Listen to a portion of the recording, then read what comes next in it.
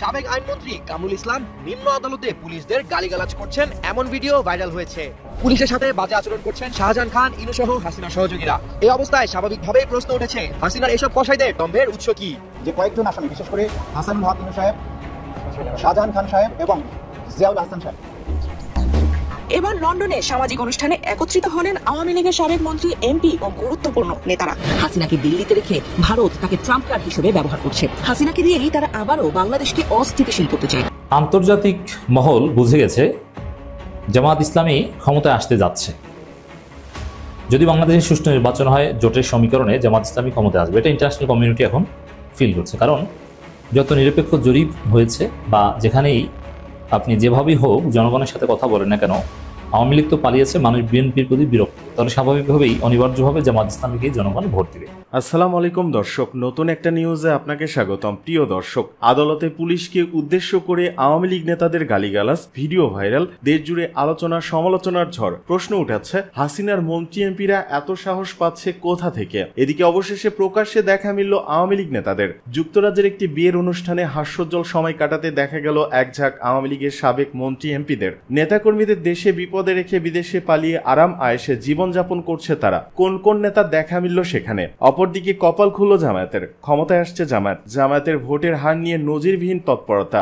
বিএনপিকে টেক্কা দিয়ে কিভাবে ক্ষমতায় বসতে যাচ্ছে জামায়াত, জানা গেল চাঞ্চল্যকর তথ্য। পুলিশকে উদ্দেশ্য করে আওয়ামী লীগ নেতাদের গালিগালাজ, হাসিনার মন্ত্রী এমপিদের চরম দুঃসাহস, যুক্তরাজ্যে আওয়ামী লীগ নেতাদের প্রকাশ্যে দেখা মেলা, বিএনপিকে টেক্কা দিয়ে জামায়াতের ক্ষমতায় আসার ঘটনা ও প্রেক্ষাপট নিয়ে করা আমাদের আজকের ভিডিওটি অত্যন্ত গুরুত্বপূর্ণ।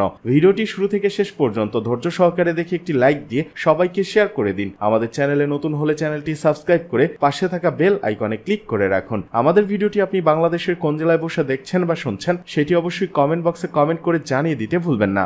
এবার লন্ডনে সামাজিক অনুষ্ঠানে একত্রিত হলেন আওয়ামী লীগের সাবেক মন্ত্রী, এমপি ও গুরুত্বপূর্ণ নেতারা। যুক্তরাজ্য আওয়ামী লীগের সাধারণ সম্পাদক সৈয়দ সাজিদুর রহমানের ছেলের বিয়ের অনুষ্ঠানে যোগ দিয়েছেন তারা। সেখানে গল্প, আড্ডা ও হাসি তামাশায় সময় কাটিয়েছেন বাংলাদেশ থেকে পালিয়ে যাওয়া এই নেতারা। 20 এপ্রিল রোববার সন্ধ্যায় লন্ডনের বিখ্যাত O2 অ্যারিনার প্রেস্টিজিয়াস ইন্টারকন্টিনেন্টাল হোটেলে অনুষ্ঠিত হয় এই জমকালো বিয়ের অনুষ্ঠান। সেখানে উপস্থিত ছিলেন সাবেক পররাষ্ট্রমন্ত্রী ও আওয়ামী লীগের যুগ্ম সাধারণ সম্পাদক ডক্টর হাসান মাহমুদ, সাবেক মৎস্য ও প্রাণী সম্পদ মন্ত্রী ও আওয়ামী লীগের প্রেসিডিয়াম সদস্য আব্দুর রহমান, প্রবাসী কল্যাণ ও বৈদেশিক কর্মসংস্থান মন্ত্রণালয়ের সাবেক প্রতিমন্ত্রী শফিকুর রহমান চৌধুরী, সাবেক নৌ পরিবহন প্রতিমন্ত্রী খালিদ মাহমুদ চৌধুরী এবং সিলেট 3 আসনের সংসদ সদস্য হাবিবুর রহমান হাবিব।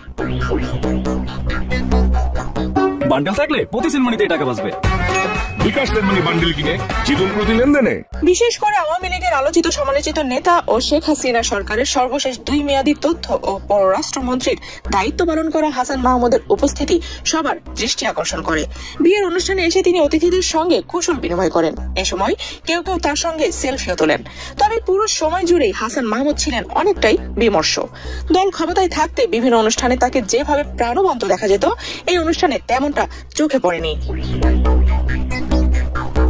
তবে অনুষ্ঠানে উপস্থিত অন্য মন্ত্রী ও এমপিদের খোশ মেজাজেই সময় কাটাতে দেখা গেছে। তারা আগত অন্যান্য অতিথিদের সঙ্গে শুভেচ্ছা বিনিময় করেছেন, ছবি তুলেছেন এবং নেতাকর্মীদের সঙ্গে ঘনিষ্ঠভাবে সময়ও কাটিয়েছেন। ছাত্র জনতার অভ্যুত্থানের গত বছরের 5 আগস্ট শেখ হাসিনার সরকারের পতনের পর আওয়ামী লীগের হেভিওয়েট নেতা ও মন্ত্রী এমপিদের অনেকেই বিদেশ পালিয়ে গেছেন। তাদের অনেকেই ভারতে, আর বাকিরা আমেরিকা, দুবাই ও ইউরোপের বিভিন্ন দেশে অবস্থান করছেন। এর মধ্যে বেশ কয়েকজন সাবেক মন্ত্রী, এমপি ও গুরুত্বপূর্ণ নেতাকে লন্ডনে দেখা গেছে। বিভিন্ন সময় তারা যুক্তরাজ্য আওয়ামী লীগের কর্মসূচিতে যোগ দিয়েছেন। কিছুদিন আগে লন্ডনের একটি কফি শপে ডক্টর হাসান মাহমুদ, আব্দুর রহমান ও শফিকুর রহমান চৌধুরীর আড্ডার ছবি সামাজিক যোগাযোগ মাধ্যমে ছড়িয়ে পড়ে। রাজনৈতিক কর্মসূচি ও ব্যক্তিগত আড্ডার পর এই প্রথম আওয়ামী লীগের পলাতক নেতারা কোনো সামাজিক অনুষ্ঠানে যোগ দিলেন।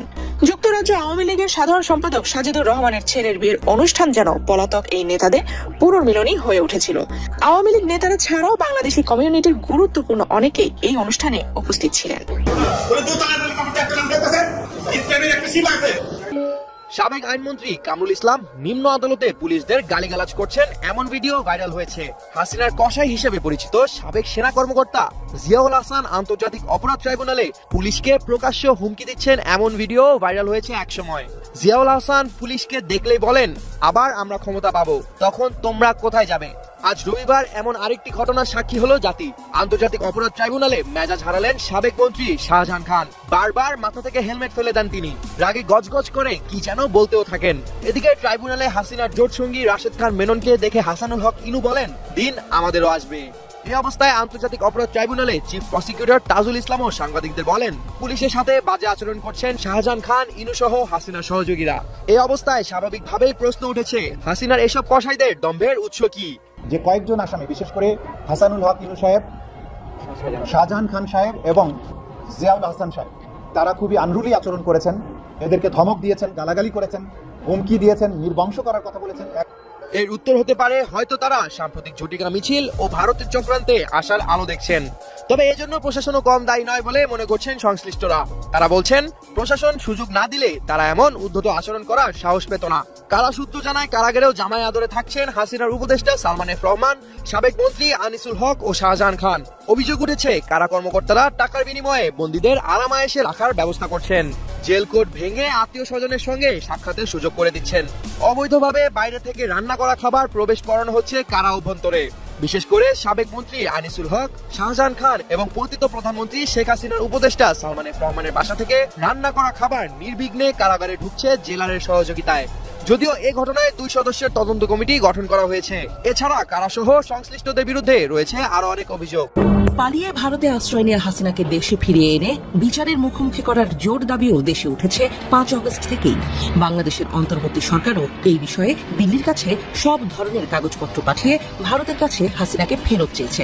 তবে নরেন্দ্র মোদীর সরকার এই বিষয়ে মুখে কুলুপ এঁটেছে। হাসিনাকে দিল্লিতে রেখে ভারত তাকে ট্রাম্প কার্ড হিসেবে ব্যবহার করছে। হাসিনাকে দিয়েই তারা আবারও বাংলাদেশকে অস্থিতিশীল করতে চায়। তাই বাধ্য হয়ে ঢাকা ইন্টারপোলের কাছে হাসিনার বিরুদ্ধে রেড নোটিশ জারির আবেদন জানিয়েছে। পলাতক হাসিনাকে ফেরাতে আন্তর্জাতিক পুলিশ সংস্থা যেন এই বিষয়ে কার্যকর ব্যবস্থা নেয় তার জন্য আবেদন করেছে বাংলাদেশ। তবে এই খবরেও ভারতের মিডিয়ায় হাহাকার শুরু হয়েছে। হাসিনার বিরুদ্ধে ইন্টারপোলের রেড নোটিশ জারি হতে পারে শুনেই তারা আটকে উঠছে। দিল্লির আকাশে আরও ঘনীভূত হচ্ছে শঙ্কার মেঘ। জানা গেছে, হাসিনা সহ 12 জনের বিরুদ্ধে রেড নোটিশ জারির জন্য আন্তর্জাতিক পুলিশ সংস্থা ইন্টারপোলের কাছে আবেদন করা হয়েছে। বিদেশে পলাতক ওই ব্যক্তিদের বিরুদ্ধে রেড নোটিশ জারি করতে ইন্টারপোলের কাছে পৃথক 3টি ধাপে আবেদন করেছে বাংলাদেশ পুলিশের ন্যাশনাল। আন্তর্জাতিক মহল বুঝে গেছে জামাত ইসলামী ক্ষমতায় আসতে যাচ্ছে।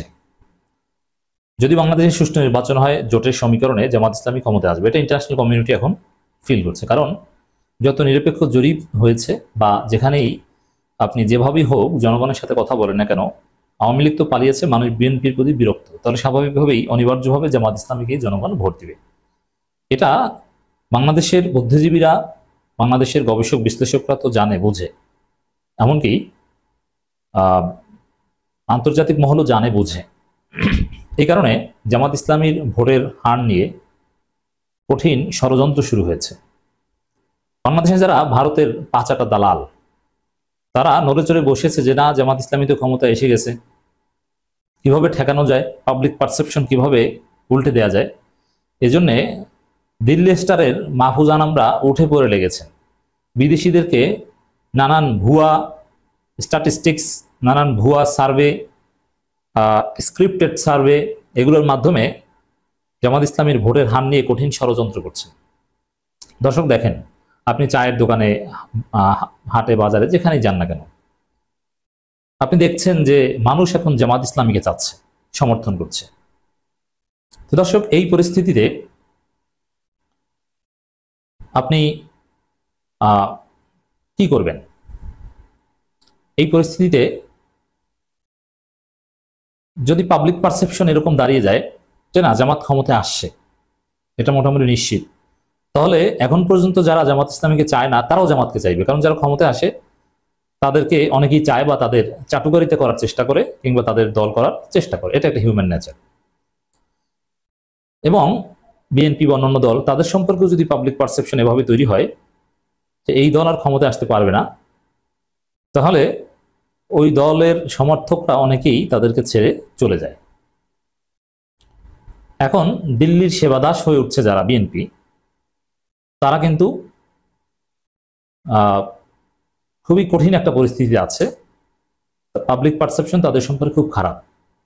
এজন্যে যারা সারা জীবন আওয়ামী লীগের দালালি করেছে, তারেক রহমানকে দুর্নীতির বরপুত্র হিসেবে প্রতিষ্ঠিত করেছে, তারেক রহমানকে খাম্বা তারিফ হিসেবে উপাধি দিয়েছে, মিস্টার 10% হিসেবে উপাধি দিয়েছে, এই ন্যারেটিভ যারা নির্মাণ করেছে, 21 আগস্টের গ্রেনেড হামলার মূল মাস্টারমাইন্ড হিসেবে একেবারে প্রতিষ্ঠিত করেছে যারা বা যিনি, সেই মাহফুজ আনাম, সেই দিল্লি স্টার, রেল স্টারের সম্পাদকেরা এখন ভারতের সেবাদাস হিসেবে, যেহেতু ভারতের ভরসা এখন বিএনপিকে হাইলাইট করার চেষ্টা করছে এবং জামাত ইসলামীকে ডিমিন করার চেষ্টা করছে। এই মাহফুজ আনামরা বলছেন যে জামাতের ভোট 10%-এর বেশি হবে না কিছুতেই। বিদেশিদেরকে বলছেন।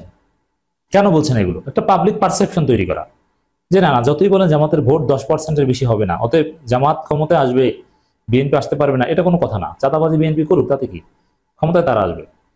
এই মাহফুজ আনামরা এখন জামাতের ভোটের হার নিয়ে কোনো ধরনের তথ্য প্রমাণ, কোনো ধরনের সার্ভে ছাড়া আন্দাজে এই কথা বলে জনমনে বিভ্রান্তি তৈরি করছে, একটা ষড়যন্ত্র করছে যে জামাতের ভোট নাকি 10%-এর বেশি যাবে না। কিসের ভিত্তিতে কথা বলছে? কোন সার্ভে হয়েছে? মানে মাহফুজ আনামের বাপ, মাহফুজ আনামের আব্বা মোদি বলেছে? নইলে কে বলেছে? মাহফুজ আনামের আরেক আব্বা মনমোহন সিং মারা গেছেন। এই মনমোহন সিং 2010 সালের দিকে বা তার আগে পরে বলেছিলেন যে 30% লোক জামাত ইসলামী হয়ে যাচ্ছে। আর মাহফুজ আনাম কোথাকার কি এসেছে? কোনো সার্ভে না, কিছু না। এখন পর্যন্ত এমনকি বিএনপির প্রতিষ্ঠানের সার্ভেতে জামাতের ভোট প্রায় 35% হয়েছে, 32% ছাড়িয়ে গেছে বিএনপির সার্ভেতে। আর কোথাকার কি মাহফুজ আনাম এসেছে 10%-এর বেশি উঠবে না। এটা মাহফুজ আনামদের পরিকল্পিত ষড়যন্ত্র। ভারত মাহফুজ আনামদের মাধ্যমে এগুলো বলাচ্ছে, তোমরা বলো যে না জামাতের ভোট বেশি না, যাতে জামাতের প্রতি যে গণজোয়ার, এই বিশেষ করে সম্ভাব্য ক্ষমতাসীন দলের পক্ষে যে একটা সুইং ভোটারদের যে একটা গণজোয়ার, এটা যেন একটু থেমে যায়। এই জন্য মাহফুজ আনামদের এই দিল্লির কুকুরদের মাঠে নামানো হয়েছে। এদেরকে ভালো মেডিসিন দিতে পারেন জনাব মাহমুদুর রহমান এবং পিনাকি ভট্টাচার্য। এই পিনাকি, মাহমুদুর রহমান, এই দুইজনের সামনে এই ভারতের কুকুররা, দিল্লির কুকুররা টিকতে পারবে না। এদের মিথ্যাচার ধরা খেয়ে যাবে। আপনারা এই মাহফুজ আনামদের কথা কিংবা মতিউর রহমানদের কথা বিশ্বাস করবেন না প্রথম আলোর, আপনারা বিশ্বাস করবেন মাহমুদুর রহমান এবং পিনাকি ভট্টাচার্যদের কথা। তারা সঠিক কথা বলে, সঠিক কথা বলবে। একটা রিপোর্ট, নির্বাচনের জন্য প্রস্তুত বিএনপি, ছাত্রদের অনাগ্রহ, অস্পষ্টতা জামাত। এর মধ্যে মাহফুজ আনাম নানান কথা বলেছেন। ভারতের মিডিয়ায় এই রিপোর্ট এসেছে, সেখানে জামাতে বলছেন যে না জামাতের ভোট, জামাত কখনো 5%-এর ভোট পায়নি। কি মৃত্যুকের মৃত্যু! জোটগতভাবে নির্বাচন করে নাকি জামাত 8% ভোট পেয়েছে। এই গর্দভগুলো জানে না বড় বড় বুদ্ধিজীবী। 1991 সালে কি জামাত জোটগতভাবে নির্বাচন করেছে? না। তখন কত % ভোট পেয়েছে? অলমোস্ট 12% ভোট পেয়েছিল। আর বলা যে জামাত নিজেরা নির্বাচন করলে 5%, জোটগতভাবে করলে 8% সর্বোচ্চ পেয়েছিল, আর এবার হয়তো বা 10% পাবে। এর মানে এই গর্দভগুলো স্বীকার করেছে যে না জামাতের ভোট বেড়েছে। হাসিনা থাকলে তো বলতো যে না জামাতের ভোট কমেছে, জামাত 2%-এর বেশি ভোট পাবে না। এখন হাসিনা নাই, এখন 2% বলস না কেন? বাটপারের বাচ্চা বাটপার, মৃত্যুকের বাচ্চা মৃত্যুক। 1991 সালে জামাত কার সাথে নির্বাচন করেছিল? কয়টা আসন পেয়েছিল? এই মূর্খগুলো কি এটা জানে না? প্রায় 12% ভোট পেয়েছিল। জামাত ইসলামের ভোট এই মুহূর্তে, আমি আবারও বলছি, বিএনপির সার্ভে অনুযায়ী প্রায় 35%, এবং জোটের সমীকরণে জামাত 51% জনসমর্থন নিয়ে ক্ষমতায় আসতে পারে। এদিকে বিএনপি দ্রুতই ভারত বন্ধু হতে চাইবে, ইউনূসকে সরাতে আওয়ামী লীগের সাথে যৌথ মঞ্চ গড়বে, মন্তব্য রক্তিম দাসের। ভারতের সাংবাদিক রক্তিম দাস সম্প্রতি রিপাবলিক বাংলা চ্যানেলে বাংলাদেশের রাজনীতির মাঠ নিয়ে মত প্রকাশ করতে গিয়ে বলেন, আওয়ামী লীগের সঙ্গে যৌথ মঞ্চ করে ইউনূসকে সরাতে রাস্তায় নামতে বাধ্য হবে বিএনপি। তিনি ভবিষ্যৎবাণী করেন যে বিএনপি খুব দ্রুত ভারত বন্ধু হওয়ার চেষ্টা করবে। রক্তিম দাস বলেছেন, যতদিন যাবে বিএনপি যেভাবে আজকে ভারত বিরোধিতা করছে, সেই বিএনপি ভারত বিরোধিতার জায়গা ছুঁড়ে ফেলে দিয়ে ভারতের কাছে আসতে চাইবে, কারণ ভারতই পারে একমাত্র নির্বাচনটা দিতে বাধ্য করাতে। তাই বিএনপি খুব দ্রুত ভারত বন্ধু হওয়ার চেষ্টা শুরু করে দেবে, আর কদিনের মধ্যেই, আমি ভবিষ্যৎবাণী করে দিচ্ছি। তিনি আরো বলেন, আরেকটা বিষয় আমি বলছি যে বিএনপি যত আওয়ামী লীগ বিরোধিতা করুক না কেন, যখন তারা একক প্রচেষ্টায় ইউনূসকে সরাতে পারবে না, তারা কিন্তু আওয়ামী লীগের সঙ্গে যৌথ মঞ্চ করে ইউনূসকে সরাতে রাস্তায় নামতে বাধ্য হবে। রক্তিম দাস বলেন, ঠিক এরশাদ বিরোধী আন্দোলনে যেভাবে খালেদা জিয়া এবং শেখ হাসিনা একসঙ্গে রাস্তায় নেমেছিল, ঠিক সেভাবেই নামবে, কারণ ইউনূসকে তাদেরকে সরাতে হবে। কারণ বিএনপি আফটার অল একটা গণতান্ত্রিক দল, তারা রাজনীতি করতে চায়, তারা বাংলাদেশের ক্ষমতায় আসতে চায়।